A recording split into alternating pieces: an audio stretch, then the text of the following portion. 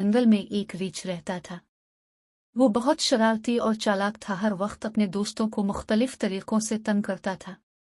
वो हर वक्त शरारतें करता रहता, चाहे वो शहद की मक्खियों से शहद चोरी करना होता या दूसरों के फल छुपाकर खा जाना।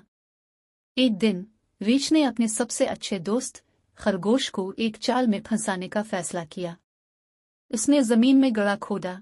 उसने सोचा कि अगर खरगोश यहाँ आ गया तो गड़े में गिर जाएगा। ये सोचकर उसने गड़ा खोदना शुरू किया और इसे खरगोश के लिए गहरा करता गया। इसे इस बात का एहसास ही न हुआ कि वो गले के अंदर है। कुछ देर बाद इसे अंदाजा हुआ को गले में कैद हो चुका है और अब वो इससे बाहर नहीं आ सकता। खरगोश वहां पहुंचा तो रीछ को देखकर इससे पूछा, तुम्हें क्या हुआ?